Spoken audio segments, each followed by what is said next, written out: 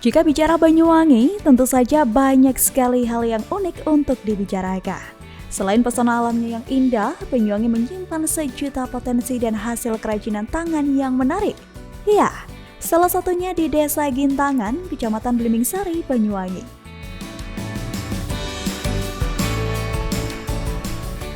Hai Story Friends, Banyuwangi memang memiliki banyak sekali potensi. Selain potensi alam seperti wisata, kuliner, ekonomi, UMKM, dan masih banyak lagi. Kali ini kita akan eksplor terkait potensi UMKM yang ada di Banyuwangi. Nah, perlu Story Friends ketahui, selain di Desa Pabrik Banyuwangi merupakan kampung produksi kerajinan bambu, di sini juga ada pusat kerajinan bambu, yaitu di Gintangan, Banyuwangi. Nah, daripada penasaran, yuk kita eksplor bersama-sama bersama saya dalam Story Minggu. Yuk!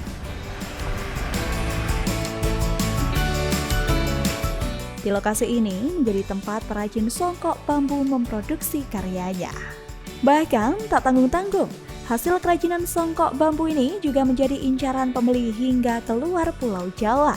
Kali ini, saya di Martrio bersama tim Story Minggu sangat beruntung dapat bertemu dan berbincang secara langsung dengan Untung Hermawan, selaku pemilik tempat kerajinan songkok bambu Gintangan.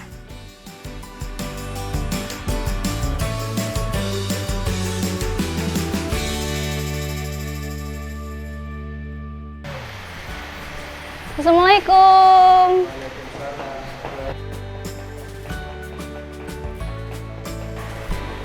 Lagi ngapain ini, Mas? Lagi mernis, Mbak. Oh, mernis. Finishing.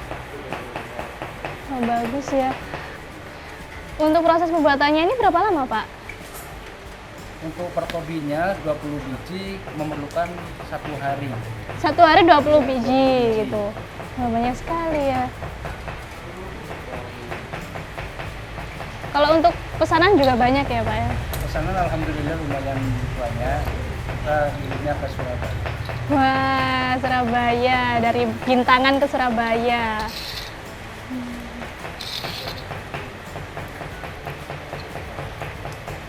Boleh lihat prosesnya, Pak? Prosesnya ke sana nanti. Oh, baik. Oh, ini lagi Ini pola ya, pemotongan Pak ya? ini. Iya, ini proses pemotongan. Potong pola. Ini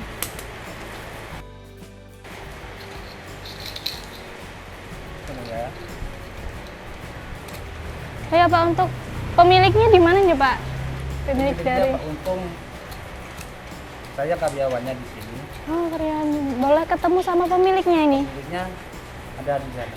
Oh, yaudah saya langsung sana aja ya, Pak ya. Halo, permisi Bapak. Oh iya, Mbak. Saya Dimar dari Story Bang TV. Oh ya, oke, selamat datang. Ini nanti kan lihat proses pembuatan dari ini ya, kerajinan songkok dari bambu ya. Ini Bapak pemiliknya kan? Ya, alhamdulillah. Namanya siapa, Pak? Untung Hermawan, Pak. Pak Untung Hermawan. Iya. Ini boleh tanya-tanya nggak sih, Pak, untuk awal mula Boleh. berdirinya produksi ini dari tahun kapan? Berapa lama nih? Perjalanannya cukup panjang, Pak. Kalau dimulainya tahun 2000.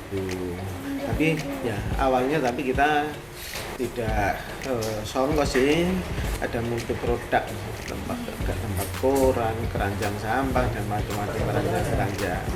Sejak 2015, alhamdulillah kita mencoba membuat songkok bambu. Kok ini kelihatannya lebih menarik, baik dari segi pasar ataupun dari pemasukan dari penghasilan teman-teman pegawai. Akhirnya kita lebih fokus ke songkok. Berarti dari tahun 2000, lumayan lama ya? Lumayan lama. Lumayan lama, dan sebelumnya juga bukan hanya songkok saja. Ya, awalnya begitu, enggak songkok saja. Tapi sekarang lebih pada Fokus ke songkok. fokus ke songkok karena lebih ada kenyamanan di sana. Kayaknya limited ya, Pak. Maksudnya jarang juga untuk Di tempat lain. songkok dari Bambu. bambu gitu. Iya, iya. Kalau untuk awal-awal itu dibantu dari pihak keluarga atau udah punya karyawan untuk awal mulanya? Awal-awal dari keluarga sendiri dan dari sebuah, saya tidak dari keluarga pengrajin sih, nah, cuma saya bermula dari hasil sebuah diklat. Dari Dari diklat, kemudian kita coba lagi alhamdulillah jadi sampai seperti ini. Jadi kalau sekarang udah berapa karyawannya Pak? Karyawan kita ada 2 jenis, yang satu yang freelance, yang kedua yang menetap di sini. Kalau yang freelance bagian ibu-ibu yang bagian nganyam itu Sendiri ya berarti ya? Ya, ada divisinya sendiri ibu-ibu. Itu ada sekitar 20-an orang. 20 orang. Kemudian kalau untuk yang proses pembentukan hingga finishing itu sekitar 4 orang. 4 orang yang di sini? Ya, Yang bapak-bapak yang bapak-bapak mas-mas. Kalau ini udah tembus ke mana saja nih Pak? Pasarnya alhamdulillah sekarang sebetulnya sudah agak menurun ya Pak. Kemarin hari sempat booming sampai Aceh, Pandeglang, Banten itu sudah biasa. Udah go internasional ke nasional juga. Hanya di nasional karena segmen marketnya kan berbeda, hanya Songkok seperti ini warnanya seandainya mau yang ekspor ya paling maksimal Brunei dan Malaysia, tapi sementara belum pasti bukan karena Songkok. Kalau untuk bahannya sendiri nih Pak, ini dapatnya dari mana bahannya? Asik Mbak bintangan ini. Kalau bahannya itu kita justru dari luar desa, dari luar kecamatan. Kebanyakan kita ngambilnya dari Kecamatan Sempu, Glomor, sekitar sana. Jenis yang pas yang kita butuhkan kebetulan jenis yang itu yang ada di daerah situ. Oh jadi nggak sembarangan ini, nggak sembarang bambu bisa dipakai gitu? Kalau bambunya lebih spesifik pada bambu jenis bambu tali. Namanya bambu apus. Yang membedakan itu apa Pak? Satu teksturnya lebih lentur, lebih bulat, kemudian ruasnya yang lebih panjang. Lebih panjang. Ya, ruasnya lebih panjang. Oh ya, untuk tadi yang kayak nganyam itu kan ibu-ibu. Berarti nggak di sini atau ada tempat lain? Di rumah-rumah, Pak. Di rumah-rumah. Di Berarti rumah tinggal masing-masing. store gitu ya Pak ya? Iya, itu yang freelance yang di luar. Nganyamnya itu memang kita bikin dengan sistem klaster industri istilah di kami Pak. Jadi yang bikin nganyam kita biarkan enjoy nganyam gitu. Tidak tercampur di sini. Karena ketika seandainya proses itu tidak kita potong-potong itu akan lama. Kalau untuk nganyam berapa hari nih Pak? Nggak nentu ya? Maksimal tentu jelas. Itu sebanyak-banyaknya si ibu-ibu itu kalau nganyam hanya tinggal nganyam itu sehari hanya dapat 1 lembar. Sehari 1 lembar kan sulit Iya. juga ya ini kita. Iya, hanya dapat 1 lembar per sehari. Itu nganyam sekaligus mewarnai juga dari ibu-ibu sana atau Iya, ada? dari ibu sana. Dari ibu sana. Jadi setelah selesai distorsinya atau di sistemnya beli atau gimana nih Pak? Nah, kalau sistemnya kita ke ibu-ibu kita beli. Tapi pewarna warna dari kita. Setelah selesai barang-barang itu dibawa sini untuk akan dijual. Baru ketika sampai di sini proses pembentukan. Proses pembentukan ya hanya tinggal kalau dikonveksi itu tinggal potong-potong kainnya kalau yang di sini. Gitu. Sehari bisa berapa ya Pak? Bisa menghasilkan berapa? Kalau sehari anak-anak itu satu orang 24 pieces. Itu satu orang. Satu orang. Kalau tadi 4 berarti bisa 96. 96 buah Pak yang Iya, sehari. iya. Cuma sekarang tempat-tempatnya tidak bisa kita berdayakan. Kenapa ini? Karena ordernya sedang sedikit, sedang sepi. Setelah pandemi itu lumayan Iya. cukup terasa. Ada kemarin juga semua UMKM menurun Ya, apa ya? lumayan terasa. Tapi sekarang udah lumayan bangkit lagi. Alhamdulillah, ada sedikit agak berdenyut kembali. Ya. Oke, kalau untuk penghasilannya nih Pak, kira-kira berapa sih? Kalau sekarang sih ya bisa ngomong kan. Kalau dulu pas rame-ramenya sehari bisa 600. Gak apa penghasilannya. Ya kalau sekarang maksimal yang 50 pieces sehari. Ya, 50 dosis sehari berarti kalau dihitung per kode 450 ya sekitar 1 juta lah omset. Setnya, wah. Omset. Kalau untuk satuan ini, untuk harganya berapa ini, Pak? Harganya sementara kita lebih banyak di grosir kita. Grosir, oh. Kalau grosir 450 per kodi berarti 22.500. Kalau eceran antara 35 sampai 40 di sini. Ya Pak, mohon izin bisa nggak kita lihat-lihat di sini? Oh, boleh. Ya, ayo. Oh ya Pak, boleh tanya untuk kenapa harus memilih segmentasi bambu gitu? Bambu tuh unik, Mbak. Jadi bambu itu unik, mudah didapat, harganya murah dan awet. Itu yang orientasi paling awal itu. Wow, jadi awal mula ya kenapa pilih Ya. bambu karena juga mudah ditemukan. Ya, ada banyak kriteria itu.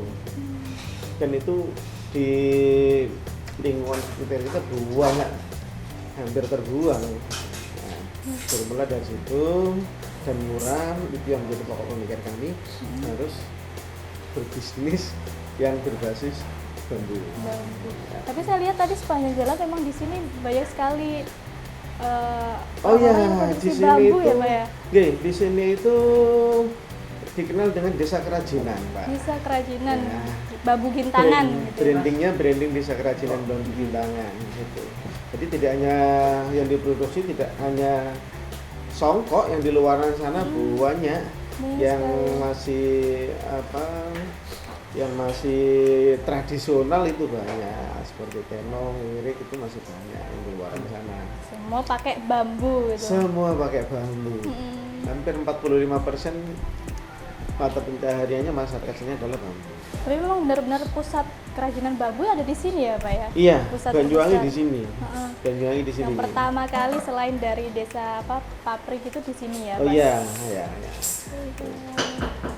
Saya udah dengar-dengar ini juga ada namanya festival apa tuh yang kemarin Oh, iya. itu festival bambu gitu ya? Oke, bambu gintangan bambu festival itu digelar kapan hari karena ada pandemi 2 tahun itu kita Di-pending dulu. kita off. Baru tahun kemarin kita diadakan lagi festival bambu.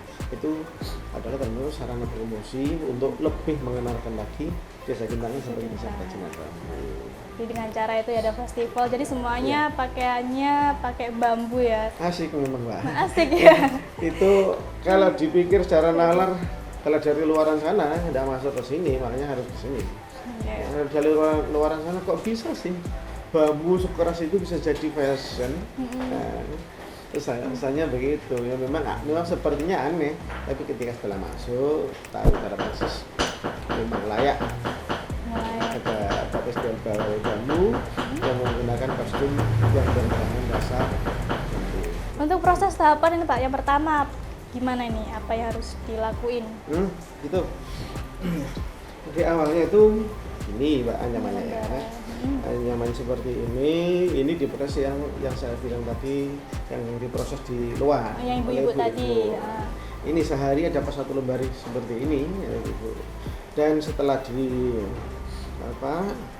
diirat baru diwarna, setelah diwarna baru dianyam. Seperti ini. Oh iya, berarti diwarna dulu ya? Kira Ya. cuma satu persatu gitu, lama Wah. sekali ya. Ya, jadi masih berupa iratan itu, masih iratan yang kecil-kecil, kita warna. Setelah diwarna baru diproses nganyam. Nah, setelah proses nganyam, masuk ke sini, dipotong-potong seperti tadi itu. Oh, yang pola itu tadi ya Pak ya? Dengan menggunakan pola sesuai nomor yang kita inginkan. Nah, kemudian dipotong pola, dilem sesuai pola, terus dilem, ditambah-tambahkan jadi seperti ini. Ini sudah Untuk motifnya ini ya Pak ya? ya untuk dikombinasi dengan motif lain biar kelihatan kontras dari dasarnya. Iya. biar lebih menarik lagi ya Iya. Pak ya, Iya. nggak monoton gitu. Dan songkok itu kita punya macam-macam songkok, Mbak. Ada 4 jenis. Apa aja tuh Pak? Ini Selain yang, ini. yang sejenis apa? Jenis songkok nasional, bagi nasional. Ada lagi yang namanya itu yang gunung di atas itu model Asagova. Kemudian ada yang oval. Ada lagi yang model apa namanya itu dia tinggal motifnya saja. tinggal- Motif dadung macam-macam banyak.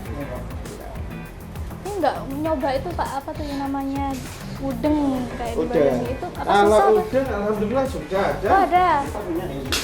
Ah, ini dari bambu pemirsa. Ini bambu ini pure. Ini Bambu. udah ada yang produksi, maksudnya dari bapaknya udah ada produksi yang model kayak gini atau emang Sudah pernah produksi gitu. udah pernah produksi gitu? Tapi biasanya kita isinden dulu kalau bikin yang seperti ini ketika ada event-event kabupaten dari pihak kabupaten pesen atau kita sendiri kita bambu festival ada ya kita bikin Produksi insiden gitu ya gitu. Pak. Jadi kayak Belum tersedia di gerai-gerai di luar sana belum. belum, masih ini ya pertama kali ya. Jadi kalau pengen bisa pesen, pengen udeng nih bisa Oh, boleh. dibuatkan gitu ya nanti Nah, ya Pak ya. Bisa Oh, dibuatkan. baik. Oh ya Pak, untuk harapannya nih ke depan, karena kan 2 tahun terakhir pandemi gitu ya, sekarang juga mulai bergeliat lagi. Harapannya ini selesai pandemi, misalnya Terkait gimana? pandemi memang mau tidak mau ya kita harus sadari itu 2 tahun kami praktis tidak berproduksi Pak. Ya harapannya